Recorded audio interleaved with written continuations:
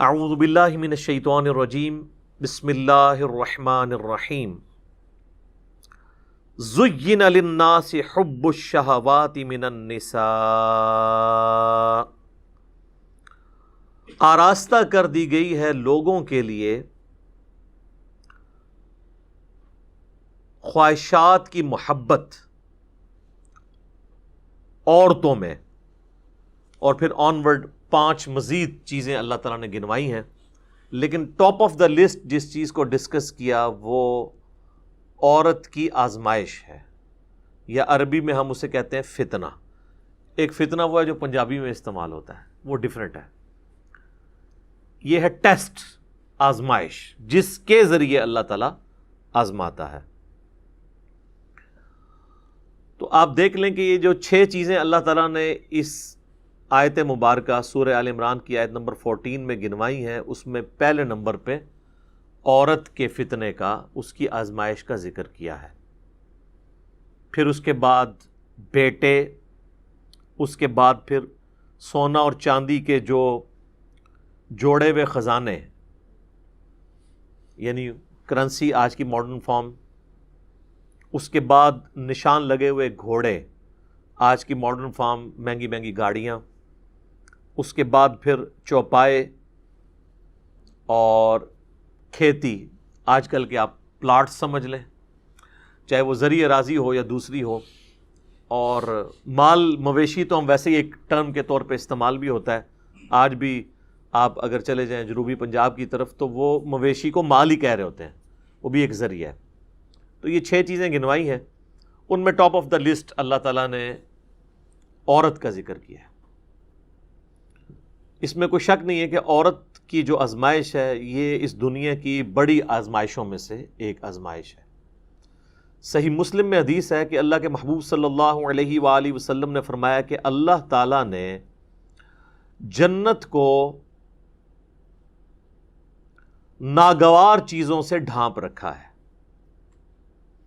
یعنی ہر وہ چیز جو دنیا میں مشکل ہے نا، وہ جنت کی طرف لے جانے والی چیز ہے، جو انسان کی طبیعت کے اوپر ناگوار ہے۔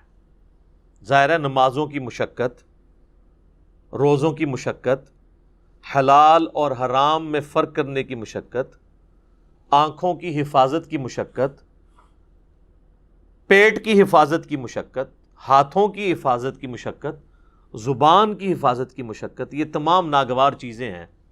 یعنی ہر وہ چیز جو دنیا میں کرنے سے اللہ تعالیٰ نے منع فرمایا ہے، اس کی اٹریکشن چونکہ دل کے اندر ڈال دی ہے، لہٰذا اس چیز سے رکنا یہ ناگوار چیز ہے۔ تو مسلم شریف کی حدیث کے الفاظ ہیں کہ اللہ تعالیٰ نے جنت کو ناگوار چیزوں سے ڈھانپ رکھا ہے اور جہنم کو خوشنما چیزوں سے ڈھانپ رکھا ہے۔ یعنی جہنم کے اوپر جس کو ہم کہتے ہیں نا کہ اڑنگا لگایا ہوا ہے کہ کوئی بھی پاس سے بھی گزرے گا اس کی طرف اٹریکٹ ہو جائے گا۔ دنیا میں ہر وہ چیز جو خوشنما دکھتی ہے، جس کی طرف دل اٹریکٹ ہوتا ہے اور اس کو کرنا بھی آسان ہو جاتا ہے، ظاہر برائی کو کرنا دنیا میں آسان ہے ایز کمپیئر ٹو نیکی کرنے کے، تو وہ تمام کی تمام خوشنما چیزیں بظاہر خوشنما ہیں لیکن وہ جہنم کی طرف لے جانے والی۔ اسی کی ایکسپلینیشن اس حدیث میں ہے جو سنن ابی داؤد، جامعہ ترمذی، سنن نسائی، ابن ماجہ میں موجود ہے کہ جب اللہ تعالیٰ نے جنت کو پیدا فرمایا تو حضرت جبرائیل علیہ السلام سے کہا کہ جائیں اور جنت دیکھ کر آئیں۔ تو جب واپس آئے تو اللہ نے پوچھا کیسا پایا؟ تو انہوں نے کہا یا اللہ کمال جگہ تو نے بنائی ہے، مجھے ہی نہیں لگتا کہ کوئی شخص تن من دھن نہ لگا دے اس جنت میں پہنچنے کے لیے، یہ تو ساری جنت میں پہنچ جائیں گے، جگہ ہی ایسی ہے۔ اللہ تعالیٰ نے پھر جنت کو ناگوار چیزوں سے ڈھانپ دیا اور پھر کہا کہ اب جا کے جنت کو دیکھو۔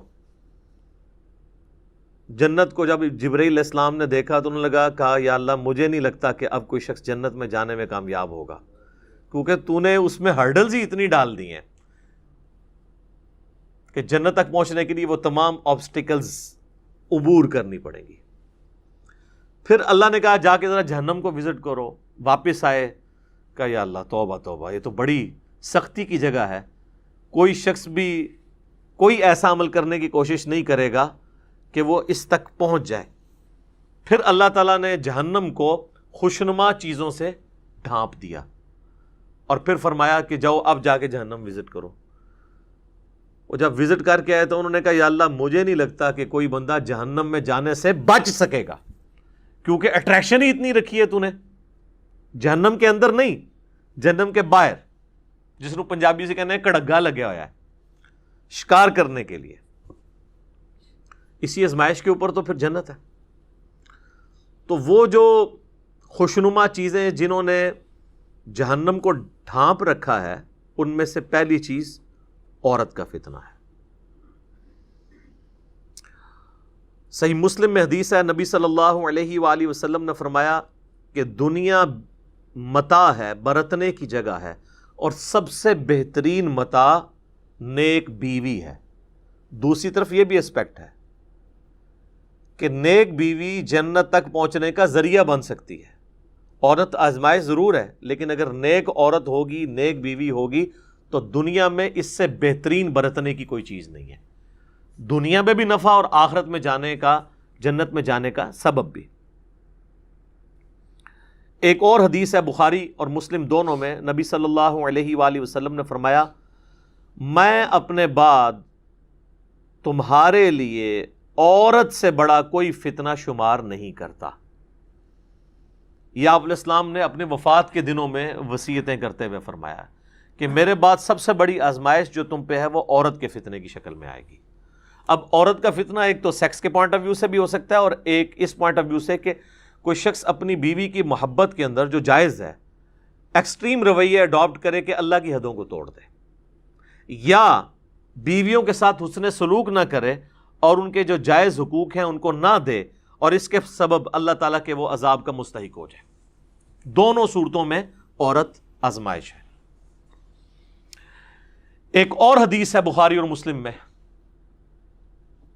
تیسری حدیث، یہ آلموسٹ 12 احادیث ہیں جو میں اس میں کور کروں گا.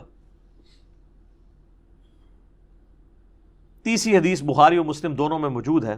دو تو میں چونکہ تمہیدن بیان کر چکا ہوں، یہ 10 احادیث ہے کنزیکٹو، کہ نبی صلی اللہ علیہ وآلہ وسلم نے فرمایا کہ عورتوں کے پاس جانے سے بچو، یعنی ان عورتوں سے مراد غیر محرم عورتیں. تو صحابہ نے پوچھا کہ دیور کے بارے میں آپ کا کیا پوائنٹ آف ویو ہے؟ تو آپ نے فرمایا دیور تو موت ہے، یعنی سب سے زیادہ پردے کا اہتمام دیور سے کرنے کی ضرورت ہے. اور ظاہر ہے ایک گھر کے اندر تو فزیکل پردہ مشکل ہے، بہتر تو یہ کہ الگ گھر ہو، تو وہاں پھر نگاہوں کا پردہ ہوگا، نگاہ جھکا کر بات کرنا، جسے غض بصر کہا جاتا ہے عربی میں. سورۃ النور کے اندر اس کی تلقین ہے. اس کانٹیکسٹ میں میں نے دو ڈیٹیل لیکچر دیے ہیں. مسئلہ نمبر 161A غض بصر سے متعلق 17 صحیح الاسناد حدیث، اور اسی کا پارٹ B تھا 161B مسئلہ عورتوں کے حجاب اور پردے سے متعلق. چوتھی حدیث جامعہ ترمذی میں ہے کہ نبی صلی اللہ علیہ وآلہ وسلم نے فرمایا کہ جب کوئی دو مرد و عورت کسی جگہ الگ ہوتے ہیں، اب ظاہر ہے اس سے مراد میاں بیوی نہیں، جو نامحرم رشتہ ہے، تو تیسرا ان میں شیطان ہوتا ہے.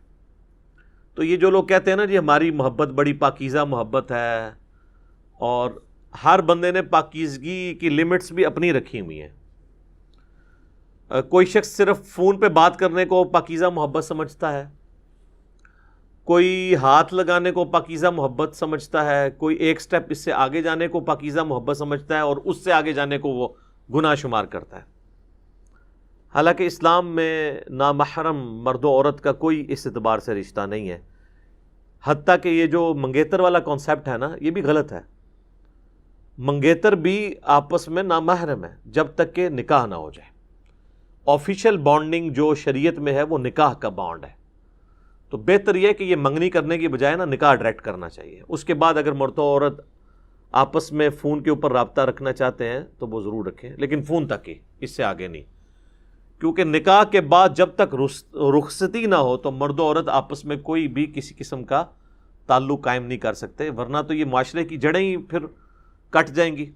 اور اس قسم کے کیسز پھر سامنے آتے ہیں اور وہ آپ جوڈیشری میں بھی پروف نہیں کر سکتے، اور پھر معاملات کہاں سے کہاں بگڑ جاتے ہیں. لہٰذا یہ کہنا کہ جی نکاح ہو گیا تو اب ہر طرح کا تعلق جائز ہو گیا، نہیں، جب تک رخصتی نہ ہو نکاح کے بعد والے تعلقات اس کے لیے جائز نہیں ہوں گے۔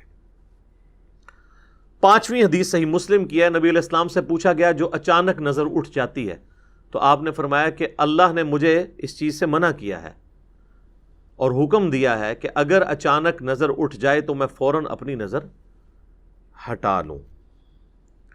تو یعنی وہ نظر آپ نے یہ نہیں ہے کہ گھر چھوڑ کے آنا ہے ایک نظر کے اندر، کہتا نہیں پہلی نظر معاف ہے۔ پہلی نظر سے مراد دیکھنا نہیں ہے، پہلی نظر سے مراد ہے کسی شخص کا نامحرم کے بارے میں اس کو یہ پتہ چل جانا، تو پہلی نظر اس کی ہو گئی۔ اب جان بوجھ کے چاہے وہ پہلی نظر بھی ڈالے گا تو اس کی دوسری شمار ہوگی۔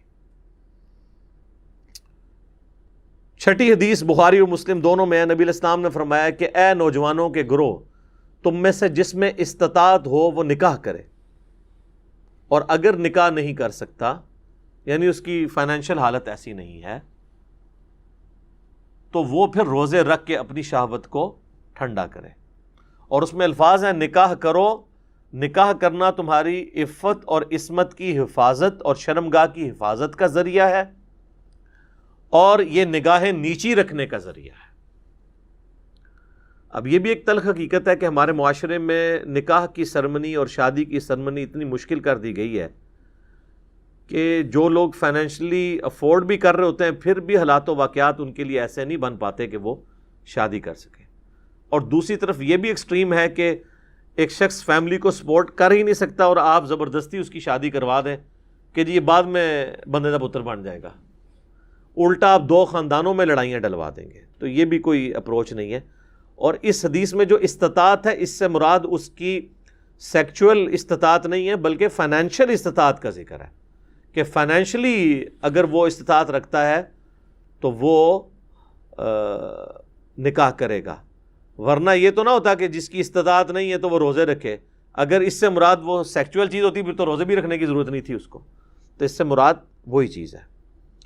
اس میں اکثر وہ مشہور کیا جی ایک غریب آدمی آیا، حضور نے کہا شادی کر لو، اور غریب ہو گیا، کہا دوسری کر لو، اور غریب ہو گیا، تیسری کر لو، چوتھی کر لو، پھر وہ امیر ہو گیا۔ سر اس طرح نہیں کوئی امیر ہوتا، بیڑا گرک کیتا ہے۔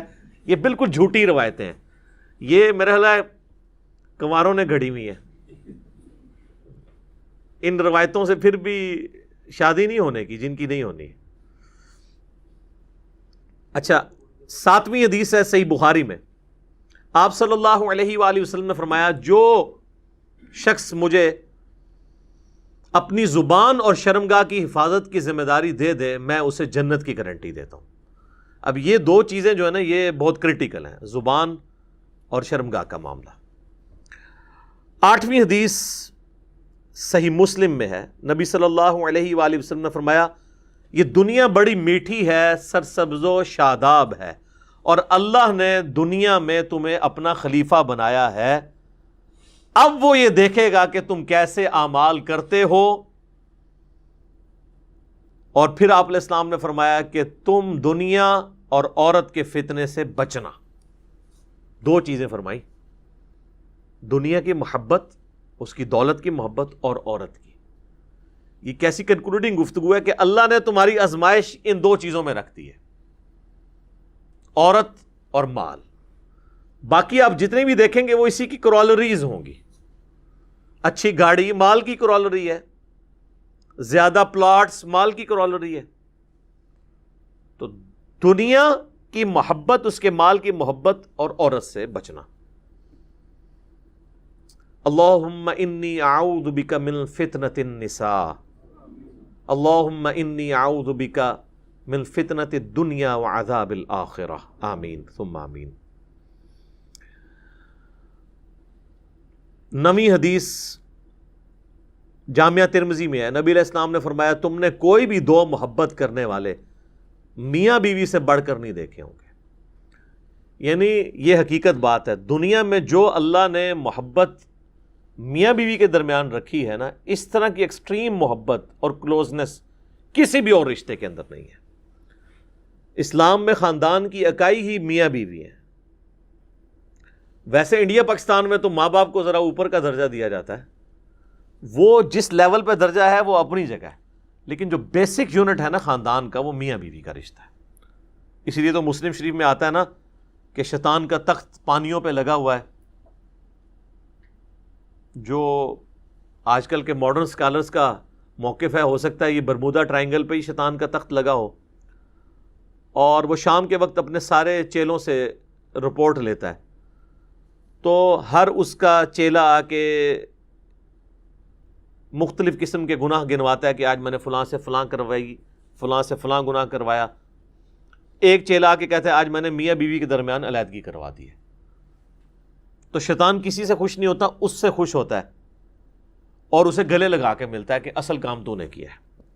کیونکہ میاں بیوی کے درمیان جدائی ہو گئی تو اولاد تو ویسے ہی گئی، معاشرے کے لیے ناسور بن گئی اولاد بھی، اور بعض اوقات ایسی عورتیں یا ایسے مرد بھی ناسور معاشرے کے لیے بن جاتے ہیں اگر دوبارہ ان کا پیچ اپ نہ کہیں پہ ہو سکے. تو تم نے کوئی بھی محبت کرنے والے میاں بیوی سے بڑھ کے نہیں دیکھے ہوں گے. 10ویں حدیث صحیح مسلم میں ہے، نبی صلی اللہ علیہ وآلہ وسلم نے فرمایا سبحان اللہ کہنا بھی صدقہ ہے، الحمدللہ کہنا بھی صدقہ ہے. یہ صدقہ پنجابی والا نہیں، عربی میں صدقہ کہتے ہیں نیکی کے کام کو. اللہ اکبر کہنا بھی صدقہ ہے، لا الہ الا اللہ کہنا بھی صدقہ ہے، اور راستے سے تکلیف دہ چیز کو دور کر دینا بھی صدقہ ہے. امر بالمعروف و نہی عن المنکر، لوگوں کو نیکی کا حکم دینا اور برائی سے روکنا، یہ بھی صدقہ ہے. حتیٰ کہ تمہارا اپنی بیویوں کے ساتھ ازدواجی تعلق قائم کرنا بھی صدقہ ہے. باقی ساری باتیں تو صحابہ کو سمجھ آ گئیں. آخری بات پہ انہوں نے کاؤنٹر کوسچن کیا، یا رسول اللہ ایک پیور ایک اینیمل انسٹنکٹ والی جو ایکٹیویٹی ہے اس پہ بھی نیکی ہے. تو آپ نے فرمایا اگر تم یہی ضرورت کسی ایسی عورت سے پوری کرو جو تمہارے لیے حلال نہیں ہے تو کیا تمہیں گناہ ملے گا؟ صحابہ نے کہا یا رسول اللہ ملے گا.